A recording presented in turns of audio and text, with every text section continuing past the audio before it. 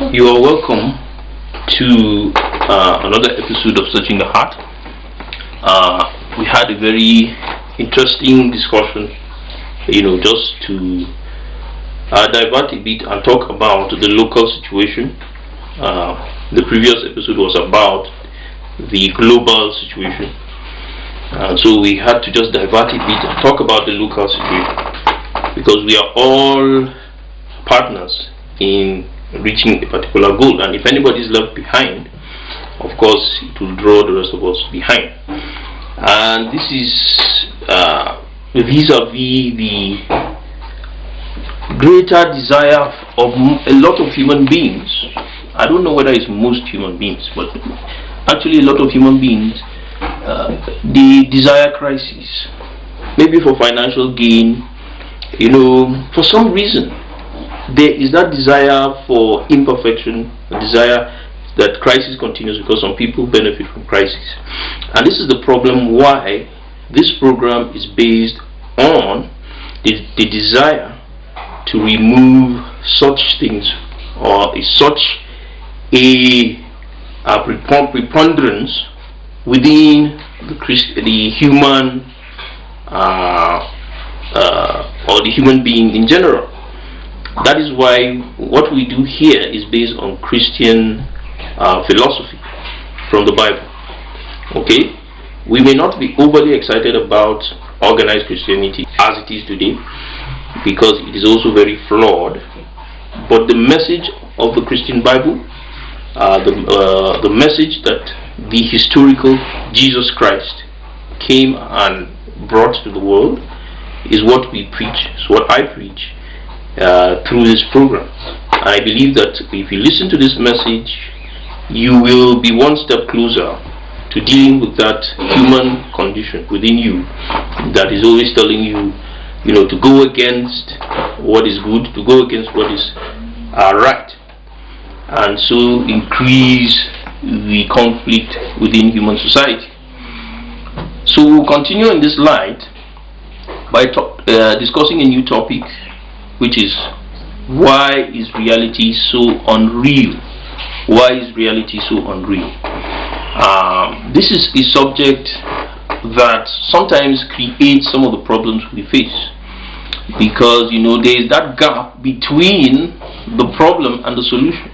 Some people say, okay, why not? I should just easily compromise with the greater status quo, because once you reach a point, solutions become so unclear. You lack the capacity to effect any solutions, because what is popular is doing the wrong thing. Competition is more popular than cooperation. Okay, even cooperation denies the individual, some benefits, some things that as an individual he might have wanted to achieve. And so there are so many complexities within existence as human beings, and this creates some of the doubts that fuels some of what we call sin or depravity within human beings. That is what we're talking about. So why is reality so unreal? Okay, why such difficulty in achieving the ideal? And as a subtopic, I have decided to choose the difficulty in bridging the science-religion gap. Personally, I believe that this is mostly created by the difficulty in bridging the science-religion gap. Of course, we know we have come, even through past episodes, where we understand that science is a very viable solution to a lot of human problems. Look at it any way you can. But of course, science itself is going through a crisis as it is right now, as relates to climate change and the preponderance of technology. So science is going through its own difficulties. And of course, religion had ruled in the centuries past.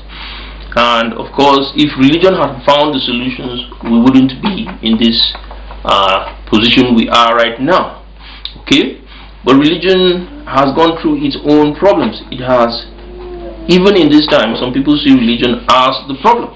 And so, we need to find what is really the issue.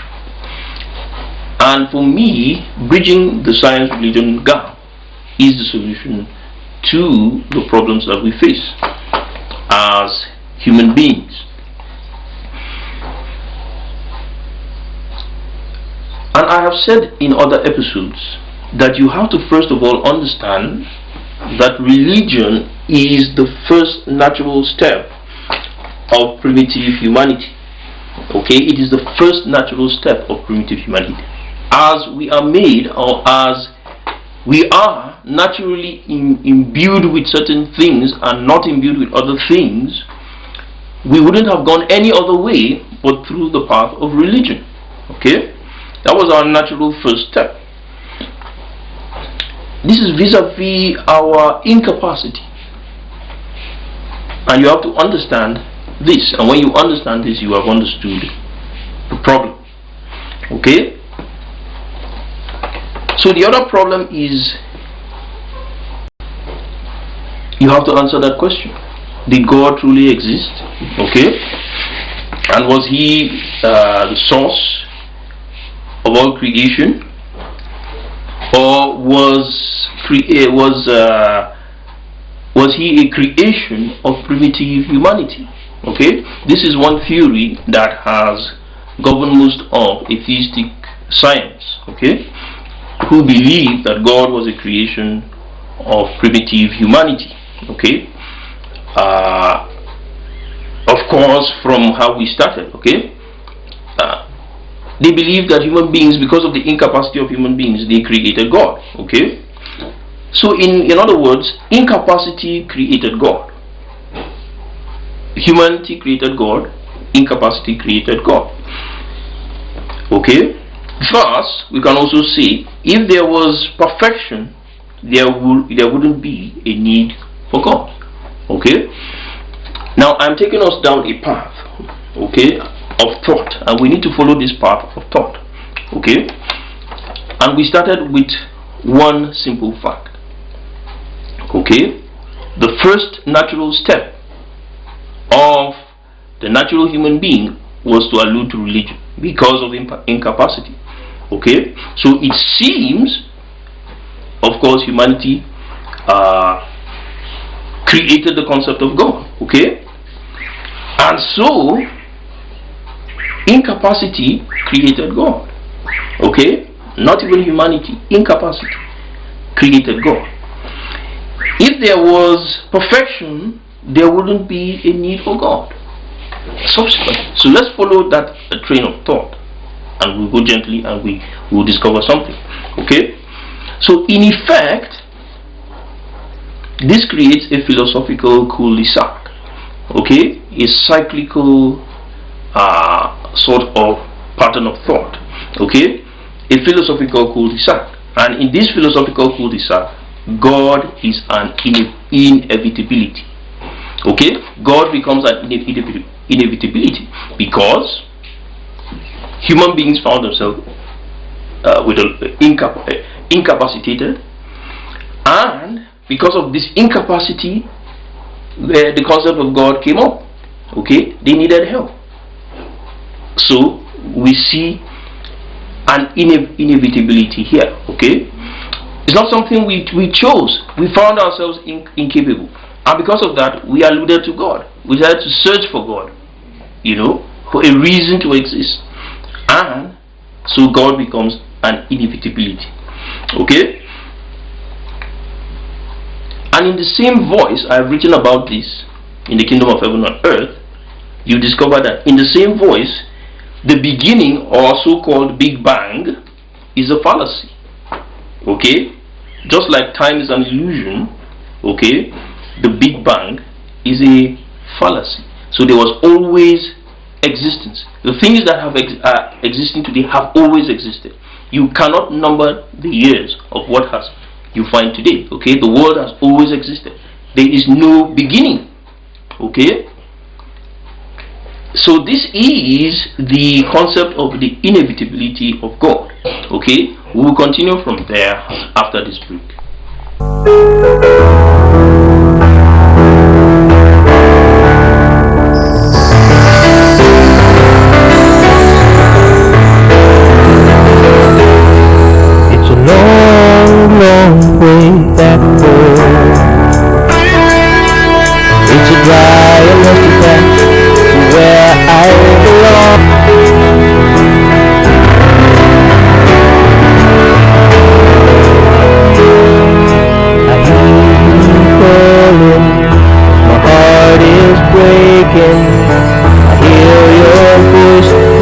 saying, come home, I hear the trumpets, my heart rejoicing, I hear your voice, you're saying, come home, I hear you calling, my heart is breaking.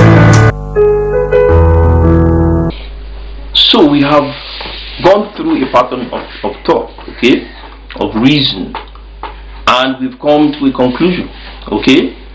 Incapacity creates the necessity of our first step, okay.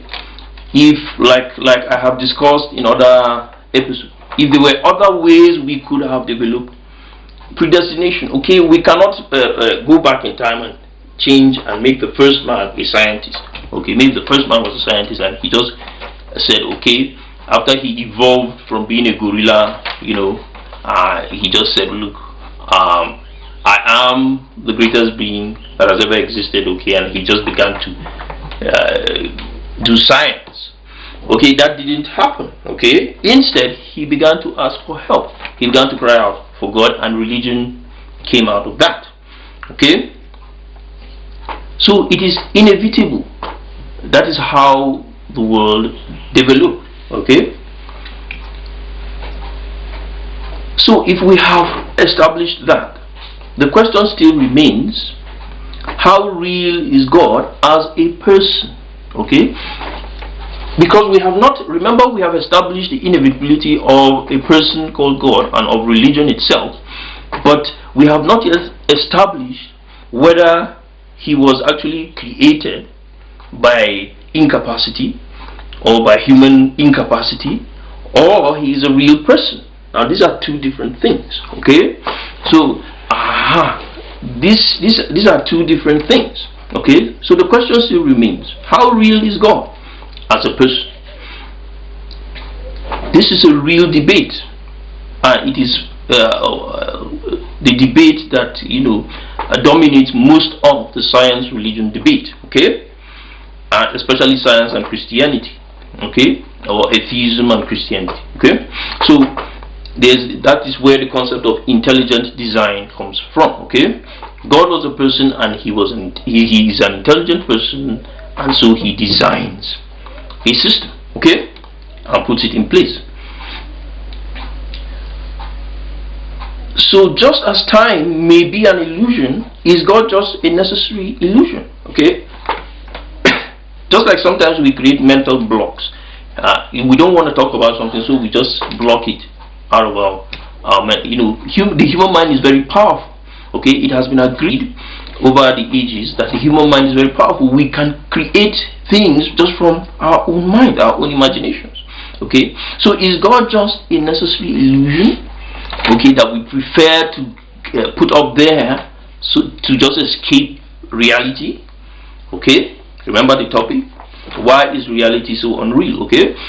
Is he just a necessary illusion? The answer to this question can only be given through the eyes of biblical apologetics, okay? The atheist will blanketly say yes, it's just an illusion, we are just creating it. But if you really want to dig deeper, you have to go through biblical apologetics to understand why Christians especially believe that God is a real being, okay? He is an intelligent being, he is a person, okay? The reality of spiritual phenomena is another evidence of the existence of God or a God, okay? There are provable spiritual phenomena that have been discovered and that exist, whether good or evil, okay? And finally, the very incapacity of humanity itself, like we have already discussed, okay? The incapacity of humanity is one of those issues, and to see this clearly, you have to go through biblical apologetics. Or what am I talking about? The Hebrew Torah in combination with the Gospels of Jesus Christ, okay, and his apostles, okay. So this is biblical apologetics, okay.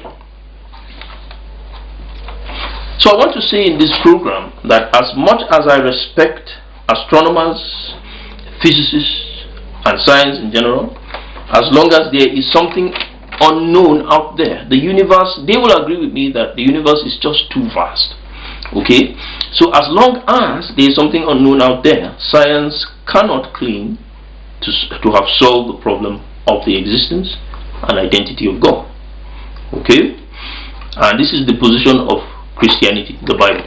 Okay, the Bible believes a lot in science. No matter what you think you know about the Bible, pick it up again and read it from cover to cover. It believes a lot in science. Okay, and so science cannot really claim to have really understood or found a solution, a clear answer to the existence of God. So humanity itself is too finite to claim omniscience. In summary, humanity is too finite to claim omniscience. Humanity is too finite to claim omniscience. We'll continue after this.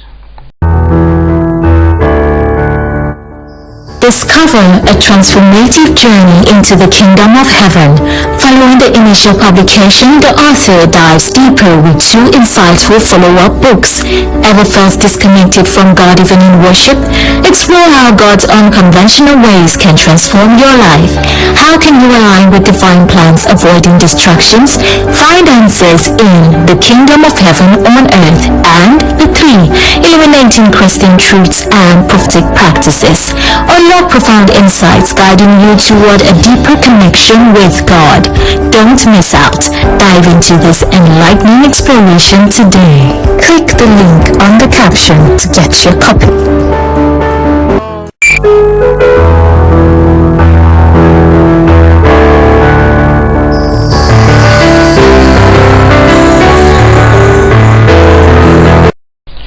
Now, why is this important for us to discuss? Okay, one of the major issues in our society today is the power of the powerful. Okay, this is one of the problems we go through every day on the streets, especially when you go into the realm of politics, and especially those of us who are involved in the realm of religion. We discover the power of the powerful, and the power of the powerful means that as long as they're in power, they determine who is God, and they determine who is who. Okay, now that is why the debate must continue. Okay, the atomic bomb is a wonder of science. Okay, it is a deterrent against warmongering, but it's also a very dangerous weapon. Now this is one example of the power of the powerful. Okay, and every day you see the power of the powerful. The powerful believe they can do anything. Okay, no matter what good can come out of the situation, they believe that as long as they're in power, they must try to maintain that power at all costs. Okay, so this is the problem that is at stake. But for us, and me especially, I believe that the path to peace, the path to progress, is by continuously discussing this, and the powerful must grow out of their power to be able to bring peace in the world, to be able to bring real progress. Progress for thousands and thousands of years has been held back because of the power of the powerful, and for that very reason we must continue to talk about these things. Okay, so I have discovered that the secret to human problems lies in the ability to bridge the gap between science and faith. Okay, that is the secret to human problems. If you want to solve all the problems in this world, you have to bridge that gap. And that is the only way to answer the question, why is reality so unreal? Okay, when we finally discover who God is, what God is, it may seem so impossible, but it lies within us. And that is why the Bible starts from that very point. It says what? God created humanity in his own image. Okay, so human beings are a mini God. Okay, and we are the only ones who are given the ability to discover, given the right to discuss who he is. Okay, because we are more like children to him. We are not servants, we are not slaves. No, we are more like children to him, and we are given the right to discuss and say, who is he? You know, and in this discussion we are able to now know him, and we are able to find the solutions to our problems. So this is just what I want, where I want to round up, and this is just in addition to that episode that says, that discusses the moral dilemma to humanity, to human civilization. I am David Ndichinke for you today in Searching the Heart.